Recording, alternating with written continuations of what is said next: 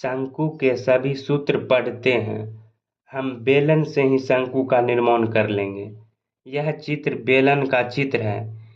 हम जानते हैं कि कोई भी आकृति जिसकी पेंदा, ये पेंदा है और ये शीर्ष है, समान होता है, तो आयतन निकालने के लिए उसके ऊंचाई, ये ऊंचाई है, और आधार का क्षेत्रफल, ये यानी पेंदा का क्षेत्रफल को गुना कर देंगे तो आयतन निकल जाता है।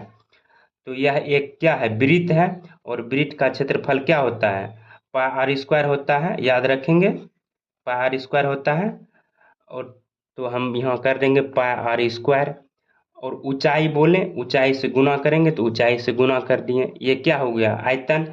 और हम जानते हैं बेलन का आयतन भी होता है पाई आर स्क्वायर एच। अब देखिए, यह जो है ना, इसके केंद्र से यानी बेलन के केंद्र से अगर हम काट देंगे तो ये क्या बन गया, शंकु बन गया। ठीक है, और ये तीन भाग में बेलन बट गया है, 1, 2 और 3। ठीक है, तो इसको 1/3 से गुना कर देंगे तो यह हो गया, शंकु का आयतन हो गया 1/3 पाई आर स्क्वायर एच। यानी कि शंकु के जो है आयतन बेलन का 1/3 होता है। ठीक है, अब इस आकृति को हम बाहर कर लिए, ये शंकु को बाहर कर लिए। तो अब दूसरा है शंकु का वक्र पृष्ठ क्षेत्रफल। तो वक्र पृष्ठ क्षेत्रफल के लिए हम क्या करेंगे, पेंदे वाले भाग को छोड़ देंगे, अब बाकी चारों ओर के भाग को हम रख लेंगे।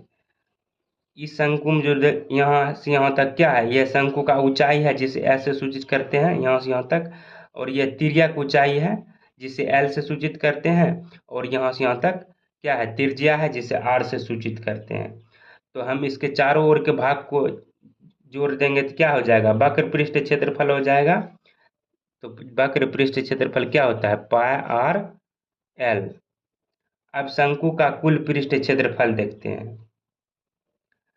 कुल पृष्ठ क्षेत्रफल के लिए ये देखिए, शंकु का क्या है, यह वृत्त वाला भाग और यह है वक्र पृष्ठ वाला भाग। यानी कि आधार वाला भाग और वक्र पृष्ठ वाले भाग को जोड़ देंगे तो कुल पृष्ठ क्षेत्रफल होगा। आधार वाला भाग वृत्त है, तो वृत्त का क्षेत्रफल अभी बताएं पाई आर स्क्वायर होता है।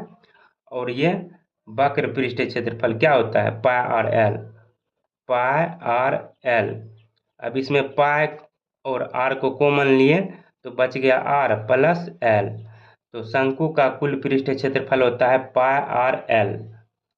अब है शंकु का तिर्यक ऊंचाई। ये तिर्यक ऊंचाई ये है, यहाँ से यहाँ तक जो एक समकोण यहाँ